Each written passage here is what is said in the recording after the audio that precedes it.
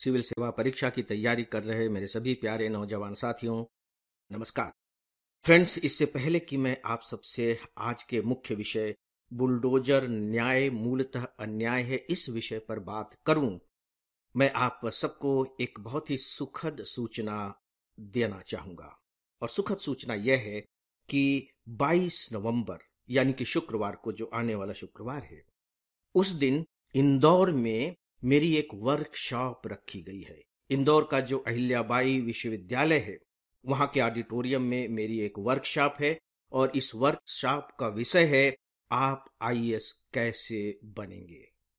ये 11 बजे से 5 बजे तक चलेगी और इस दौरान मैं इस विषय के अलग अलग पहलुओं पर आप सबसे बहुत ही व्यावहारिक स्तर की बातें करूंगा कि आप अंततः आईएएस अगर बनेंगे तो उसका रोड मैप क्या हो सकता है, उसका तरीका क्या हो सकता है।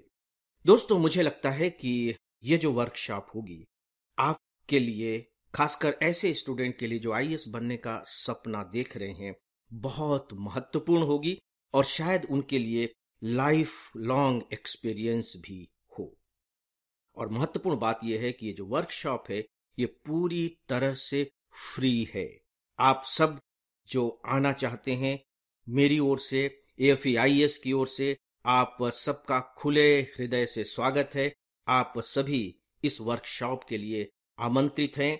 22 नवंबर इंदौर में अहिल्याबाई विश्वविद्यालय का ऑडिटोरियम, और समय है सुबह 11 बजे से शाम के 5 बजे तक। आइए अब मुख्य विषय पर आते हैं। अखबारों में आपने पढ़ा होगा और शायद विस्तार के साथ पढ़ा होगा कि किस तरीके से सुप्रीम कोर्ट ने सीधे सीधे किसी के घर को ध्वस्त करने की प्रक्रिया को असंवैधानिक ठहरा दिया है और साथ ही साथ अराजकतापूर्ण भी ठहरा दिया है। इस पर इससे पहले मेरा एक वीडियो आ चुका है।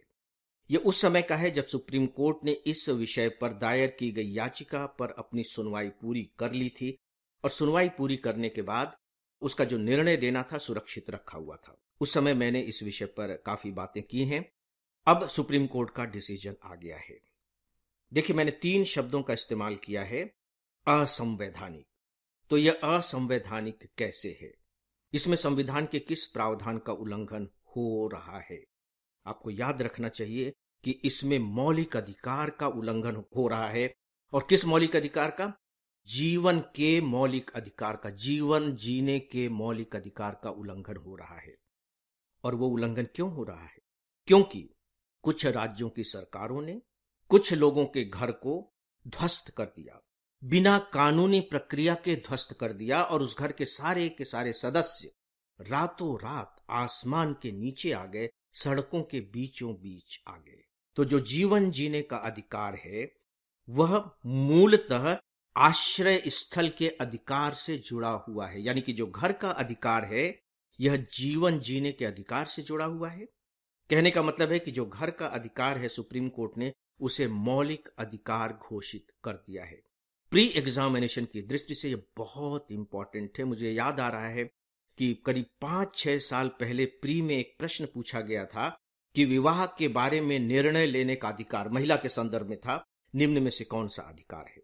यहां बिल्कुल उसी के समानांतर घर का अधिकार दिखाई दे रहा है। तो असंवैधानिक है क्योंकि मौलिक अधिकारों का उल्लंघन हुआ है। यह अवैधानिक भी है क्योंकि इस कदम को उठाने से पहले जिस प्रक्रिया का पालन किया जाना चाहिए था उसका पालन नहीं किया गया।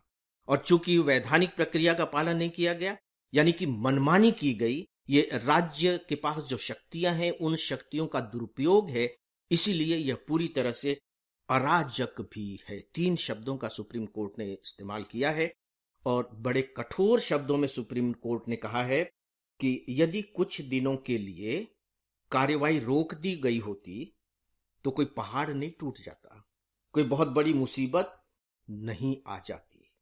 दोस्तों, ये पहली बात। दूसरी बात, इससे जुड़ी हुई जो खासकर जो व्यवस्थाएं हैं उसकी मैं अभी बातें कर रहा हूं कि सुप्रीम कोर्ट ने कहा कि ठीक है, आप ध्वस्तीकरण कीजिए, लेकिन उससे पहले आपको इसकी कानूनी प्रक्रिया जो होती है उसका पालन करना होगा। कानूनी प्रक्रिया के बारे में अखबारों में विस्तार से लिखा गया है, मैं उस पर बात नहीं करने जा रहा हूं। उसके दो सबसे इंपॉर्टेंट पॉइंट हैं। पहला कि जिसके खिलाफ आप ये कदम उठाने जा रहे हैं उसको बकायदे पहले नोटिस दीजिए, और ये नोटिस कम से कम 15 दिन का होना चाहिए। और ऐसा नहीं कि आपने अपने ऑफिस से निकाला और दिन का कैलकुलेशन वहां से शुरू हो जाएगा। उसके मिलने के दिन से, यानी कि नोटिस जिस दिन आप उसको देंगे तब से 15 दिन की गिनती शुरू होगी। पूरी कानूनी प्रक्रिया का पालन होना चाहिए। दूसरी महत्वपूर्ण बात कि उसके उत्तर की भी प्रतीक्षा की जानी चाहिए, यानी कि उसे अपना जवाब, अपनी सफाई देने का अवसर दिया जाना चाहिए। यानी कि जो पूरा का पूरा मामला हो वो पारदर्शी हो, पूरी तरह से स्पष्ट हो। और फिर पारदर्शी कैसे होगा, स्पष्ट कैसे होगा, उसके बारे में उसने डिटेल्स बातें कही है। और यहां तक कहा है कि अगर कानूनी प्रक्रिया के विरुद्ध ध्वस्तीकरण किया गया तो उसमें शामिल जितने भी अफसर होंगे उन सब को इसके लिए जिम्मेदार ठहराया जाएगा, उनसे क्षतिपूर्ति वसूल की जाएगी। और ये जो क्षतिपूर्ति होगी वह उन्हें अपने वेतन से, अपने धन से करना होगा।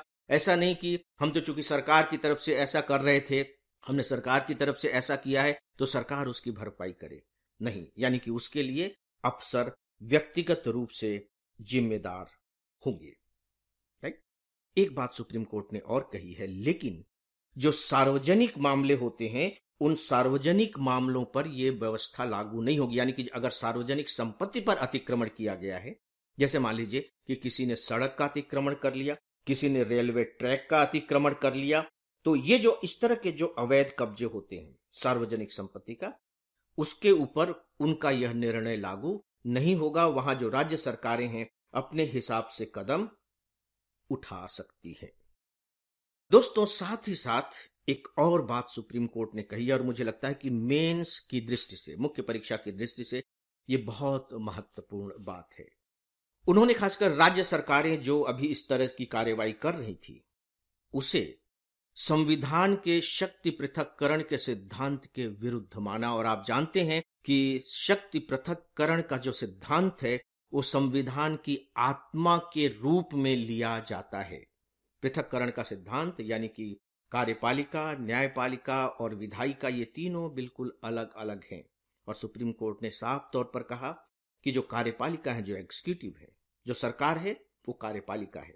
हाँ, जब कानून बनाती है उस समय वो विधायिका होती है, लेकिन जब उसे लागू करती है तो वह कार्यपालिका का हिस्सा होती है। और जो सिविल सर्वेंट होते हैं वो कार्यपालिका के अंग होते हैं। तो आप अपनी तरफ से किसी को अपराधी कैसे ठहरा सकते हैं? जब तक कि न्यायालय उसे अपराधी नहीं ठहरा देता, आप उसे अपराधी नहीं ठहरा सकते। और यदि आप किसी का मकान ध्वस्त कर रहे हैं तो सीधी सी बात है कि आप उसे अपराधी ठहरा रहे हैं।